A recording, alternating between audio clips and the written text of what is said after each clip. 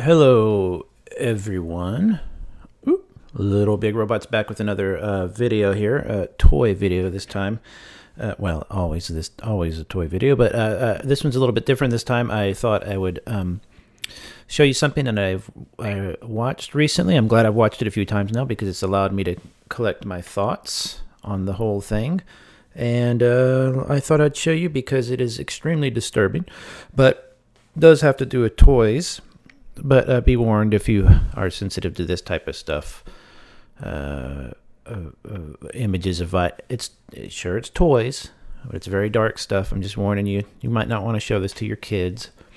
But anyway, what I'm going to do is I'm going to show you 3 commercials for a toy line, and then I'm going to, after the first one, I'll explain, the origin of them and where they come from and all that stuff like that. And then I was curious what you all thought, so let me know in the comments if you like this kind of stuff. I'll be doing a lot more. I do toy reviews on this channel. I've done games in the past. I also do podcasts and stuff like that. I might do some K-pop stuff or whatever, but please subscribe because I'm trying to get to 3,000 by the end of the year. I don't know why. It'd be a fun number. I always wanted to be 3,000. But let's just watch the first one, and then we'll talk about it in between. I'll try to comment as it goes along.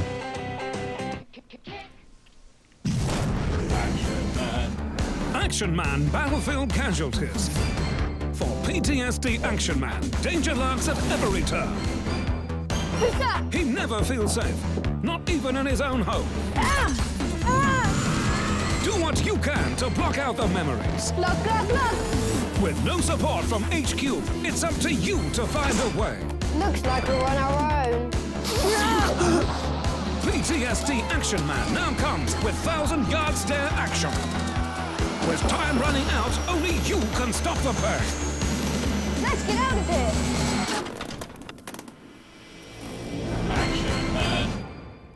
Okay, so that's the first one. I'll let you gather your thoughts after that. I don't know how this came across my feed, possibly because it was toys or some whatever. When I first saw it, the narrator, the voiceover guy is, I can't remember his name. Somebody help me. Producer, director, photographer. Let me just look this up real quick. I'm probably looking right over it, aren't I? Anyway, he's a known comedic actor. He's very funny. He was in a great Portlandia sketch about children's songs, which was really, really funny. So when I heard him, I think it's Dave something.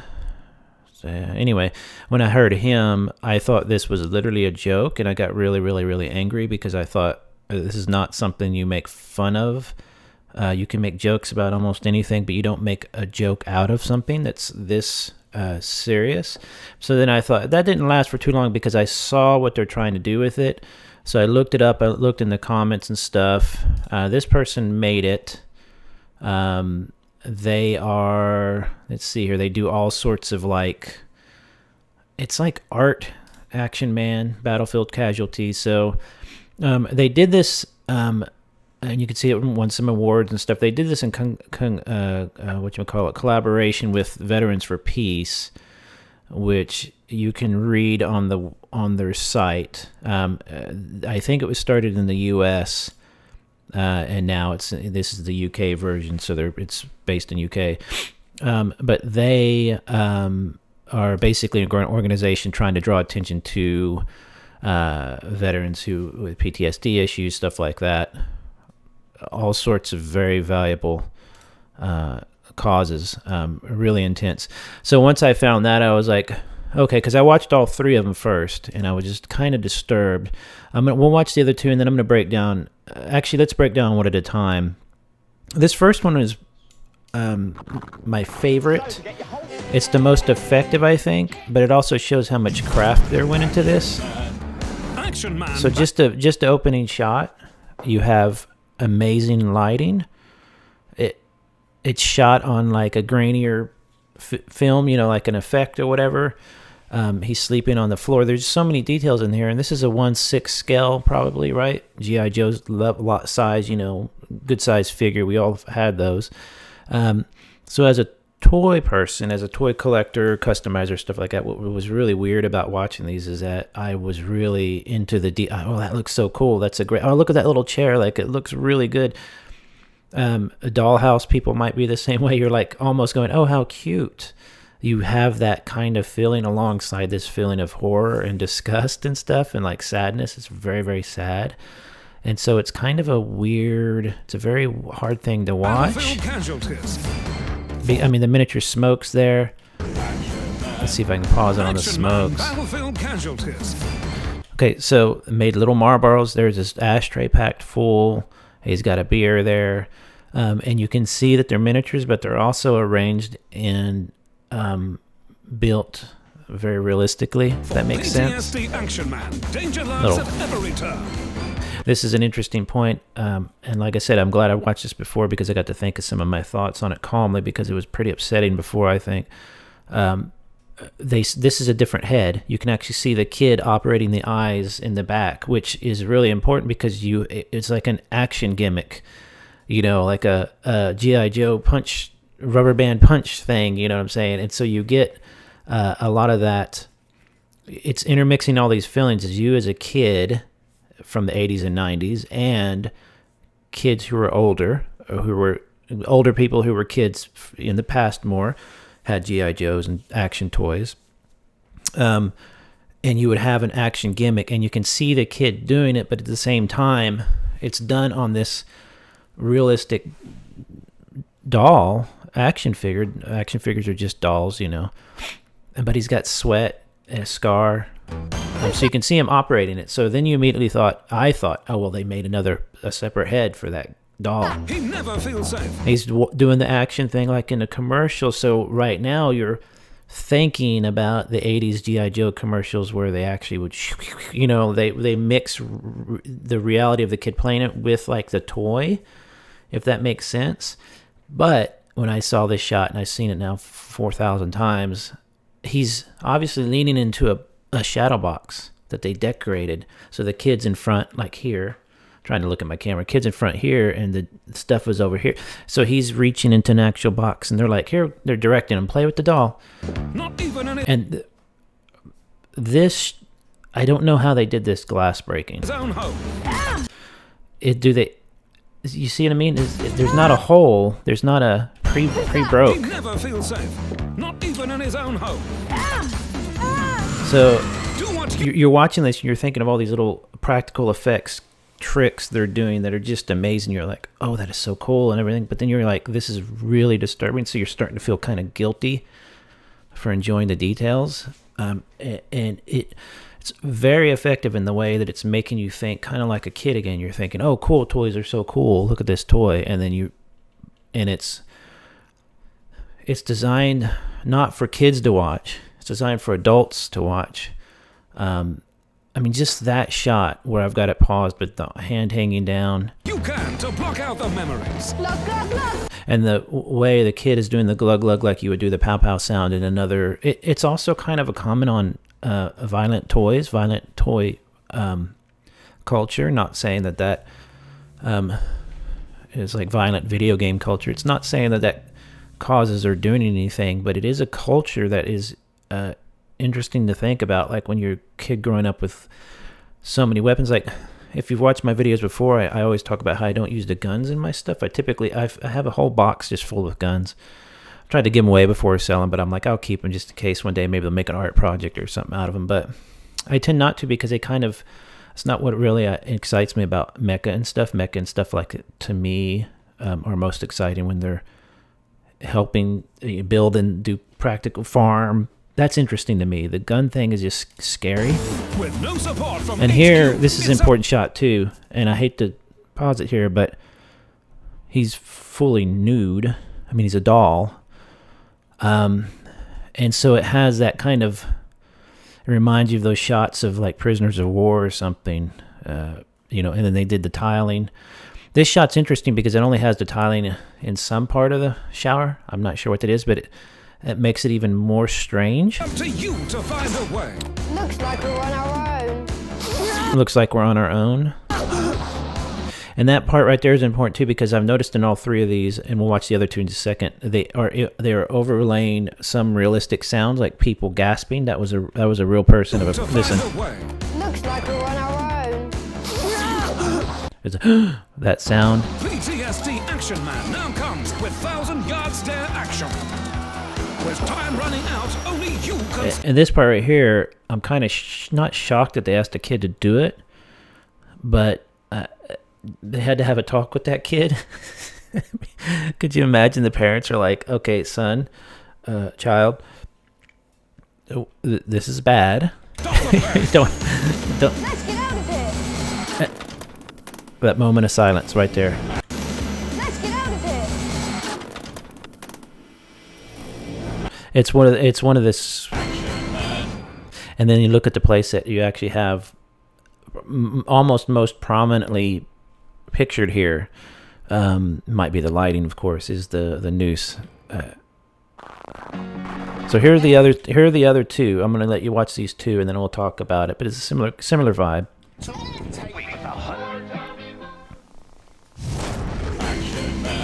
Here comes Paralyzed Action Man. Legs really don't work. His spine shattered by an enemy IED. Action Man is crippled by constant pain. With his bowels out of action, only a colostomy bag can save him from disaster. Reloading. But despite his injuries, there can be no rest. That's work for me. Ow.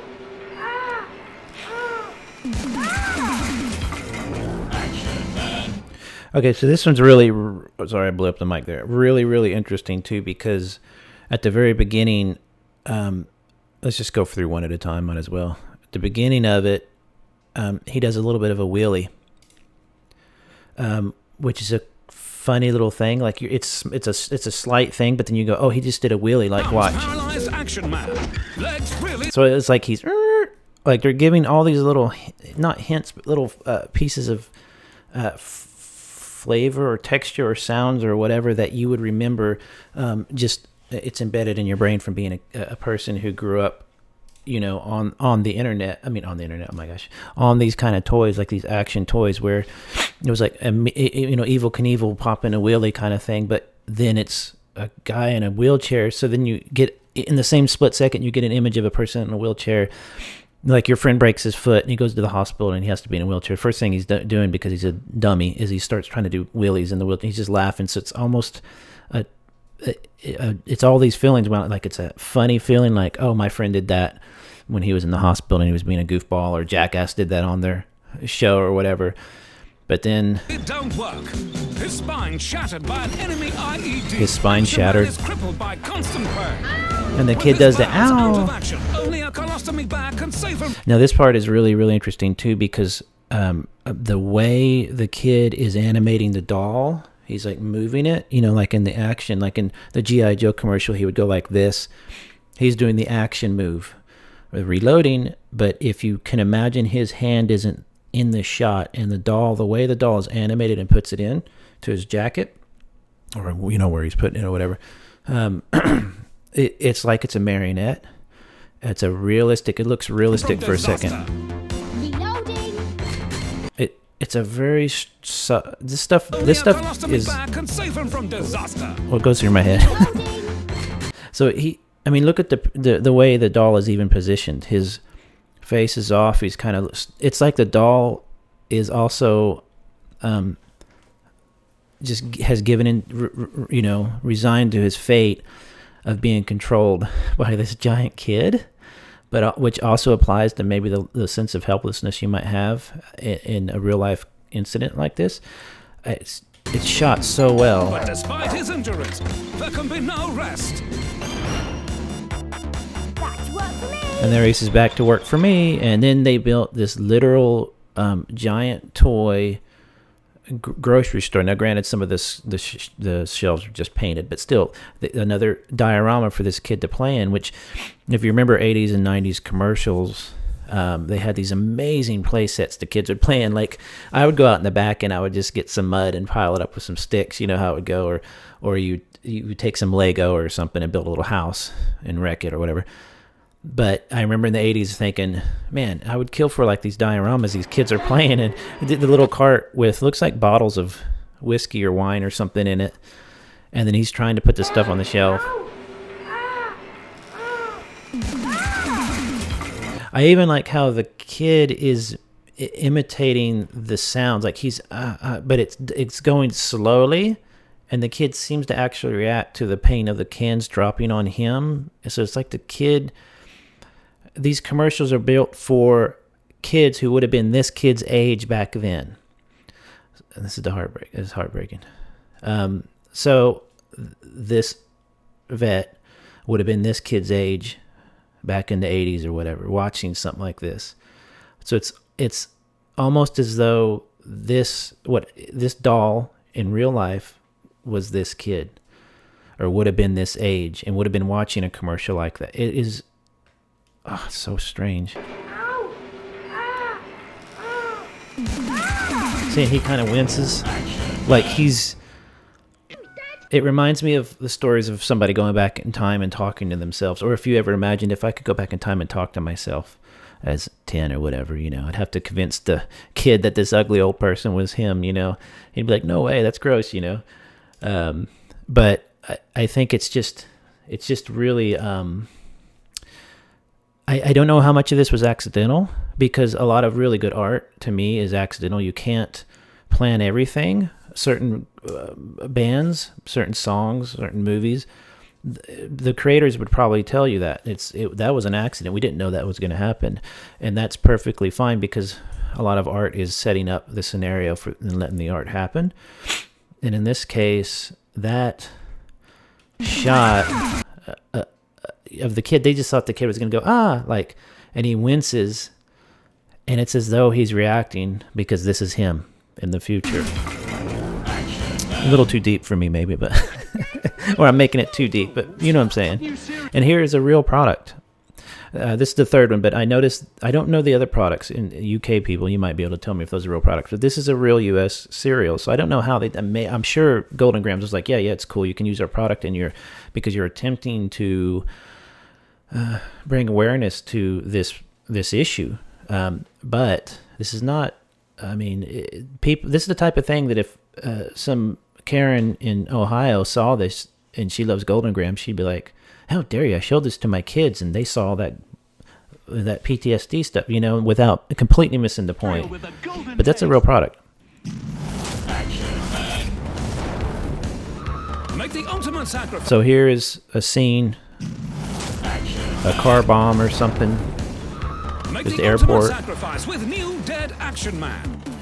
Blown to bits by bombs. It's up to you to pick up the pieces. We lost him! So at that point, it's so gory, and I guess his legs are, I hate to say this, but his legs are gone, but it looks like he's doing the lean back pose in that what was the famous Vietnam era movie? What was it?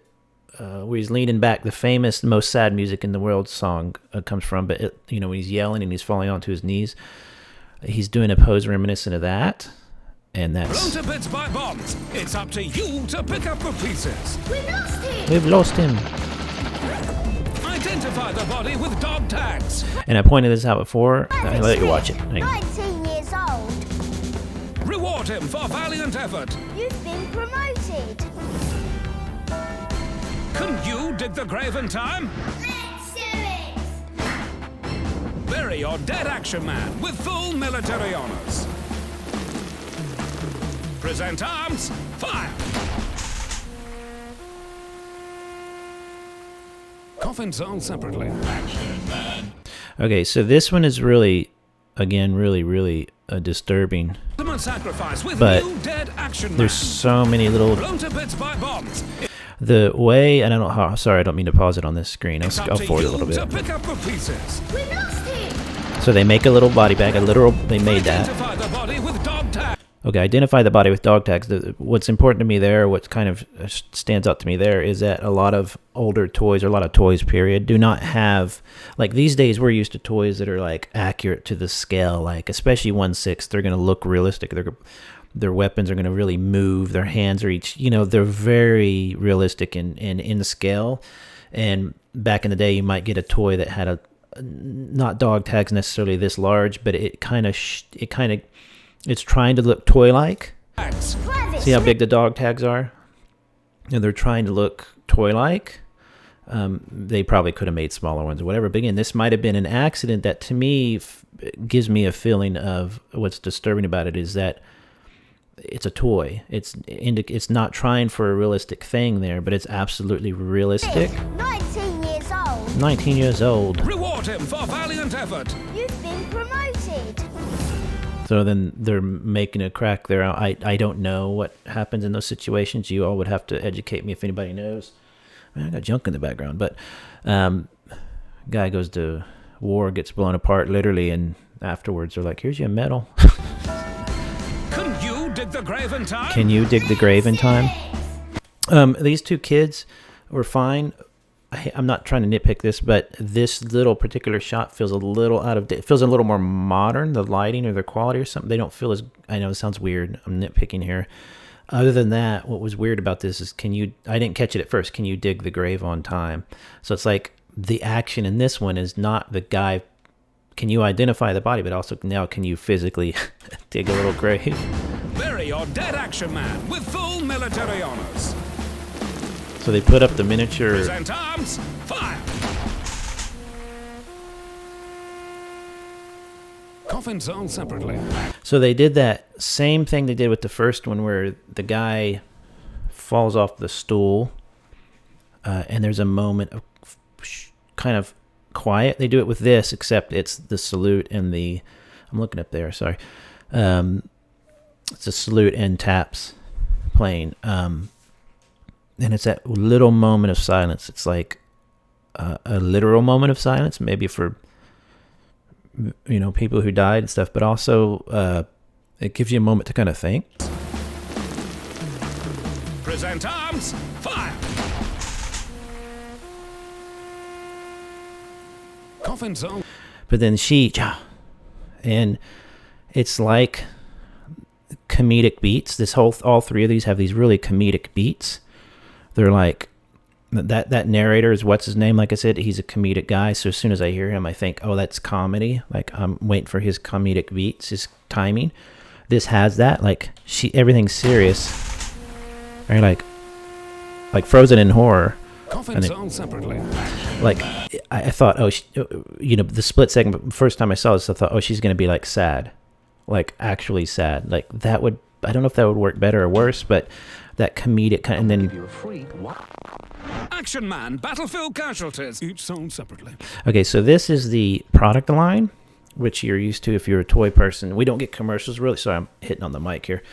We don't get toy commercials like we used to. Just the internet, you just find them on blogs and stuff. But this is one of the most hard parts about this is that I really, really, really wanted these. I really want these. I would pay money for these actual props. I'm sure there's only one or two of them, or just one.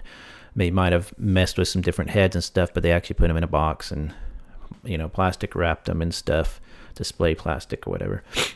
But I really wanted these, and then I feel bad. Man, why would I want these? But not because I would be like, cool, look what I've got. Like I said, before I did this, I was talking about it.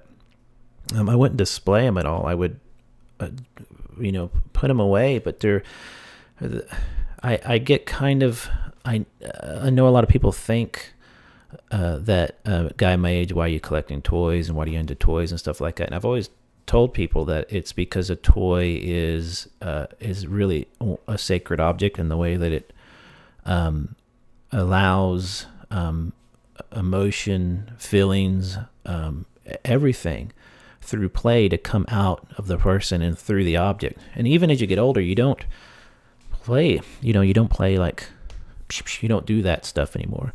But what you're doing is you're essentially kind of enjoying the action of the feel of the plastic or the doll or whatever, the dollhouse, any of that kind of thing. Maybe it's a nostalgic feeling, but for me, it's more of a feeling of enjoying an object that is created to basically bring happiness. Because it's a toy. It's an area of your brain that we all enjoy. We all enjoy play, And this is not for that at all. This is absolutely horrible and scary. And in fact, if you saw this, like me, when I first saw it, even though I try to give things 2 or 3 chances to kind of try to learn about the object or the subject before I pass judgment, I'm human. So my first reaction was like, this is a cruel joke. And it really made me angry. That didn't last but a few seconds when I realized, oh, this is a piece of art. When it seems to be, it's created with actual people who care. But I still wanted it because there's something so. This is the kind of art that I really, really love, is that it either brings something out in you or not. Even if it made you think that it was a joke, it would make you think about why you thought that.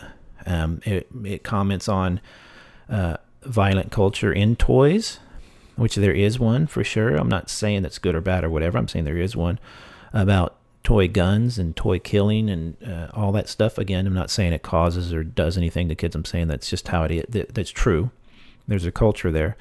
But it uses the toys and the nostalgia of the 80s and 90s commercials and toy lines to, I'm guessing, to maybe get especially people in that peer group, 35 to 50, 60 years old, like my peer group, to maybe pay attention to this and eventually donate some money, volunteer some time or whatever, be aware of the issue, vote for people who might help out people who are suffering in this way.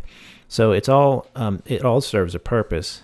But at the same time, the toy collector in you goes, oh man, these are so cool. This is what you call a custom, an extreme custom, that if you showed this somewhere, you would anger half the people and the other people would be really sad about it. But I think if everybody gave it a chance, everybody would be like, oh, okay. Tell me how you feel about it, because in the comments, there are people who are saying they're vets. And of course, comments can be written by anybody, but I believe them. Saying they're vets and they still thought it was funny. I didn't find it funny at all. There are comedic beats, like I said, like the little girl saluting or coffins sold separately.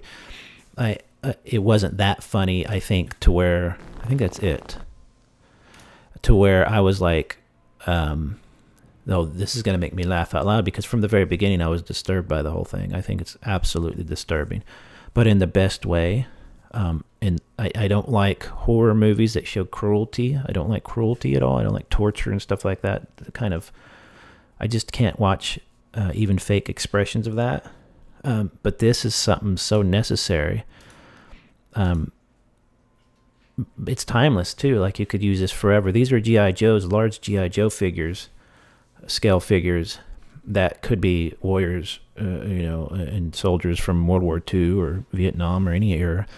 So anyway, I thought I'd show you this very happy video, because to me, this is one of the greatest uses of toys I've seen in a long time, and I've seen a lot.